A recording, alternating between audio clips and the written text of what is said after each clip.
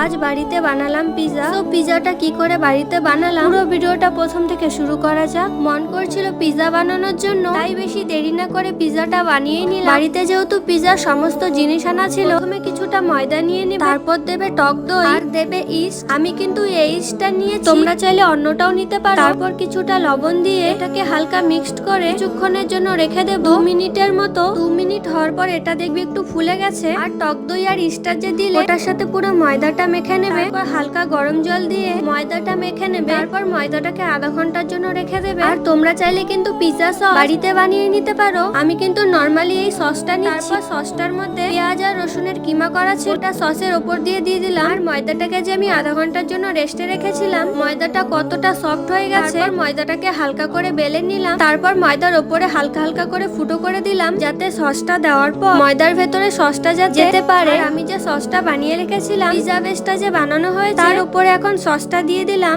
আমি কিন্তু পিজা বেসটাকে ননস্টিকের কড়াইয়ে বসিয়ে দিলাম। পিজা বেসটাকে পরে ওঠাতে প্রবলেম হবে বলে তারপর ছোট ছোট করে পেঁয়াজ কাটা ছিল ওটা দিয়ে দিলাম। তোমরা চাইলে কিন্তু এখানে আরো সবজি অ্যাড করতে পারো, তবে আমি কিন্তু পেঁয়াজ আর চিকেনটাই দিয়েছিলাম, আর অন্য কিছু সবজি অ্যাড করিনি। তারপর আমি এই আমুলের চিজটা দিয়েছিলাম। আমার আমুলের চিজটাই বেশি ভালো লাগে, আর ঘরে এটাই ছিল, তাই এক্সট্রা করে আমি আর কিনতে যাইনি, এটাই দিয়ে দিলাম। আর দেখো পিজাটা রেডি করার পর কতটা সুন্দর লাগছে দেখতে, একদম দোকানে যেভাবে বানায় এরকমই লাগছে দেখতে। এখন আমি এটাকে হিটে বসিয়ে দেব, লো আছে গ্যাসে বসিয়ে দিলাম 15 মিনিটের জন্য। তারপর 15 মিনিট হওয়ার পর পিজাটা কত সুন্দরভাবে হয়ে গেছে। কিন্তু এর আগেও অনেকবার বাড়িতে পিজা বানিয়েছি, তবে ভিডিও করা হয়নি। ভাবলাম আজ যেহেতু বানাচ্ছি বাড়িতে পিজা, তাই আজ বানিয়ে নিলাম ভিডিও। আর দেখো পিজাটা দোকানের মতো দেখতে হয়েছে। তারপর পিজার ওপর দিয়ে হালকা করে চিলি ফ্লেক্স দিয়ে দিবে। তারপর আমি এই পিজাটাকে ভালো মতো কেটে নিলাম, যেহেতু বাড়ির সবাই খাবে। আর আমার মাকে দেখো রিভিউ কিভাবে দিচ্ছে, আঙ্গুলগুলোকে সেট করে নিয়ে ওয়াও বলছে। আর সত্যি যেটা পিজাটা খেতে এক দোকানের মতো হয়েছিল, সবাই কিন্তু রিভিউ এক বেস্ট দিচ্ছিল।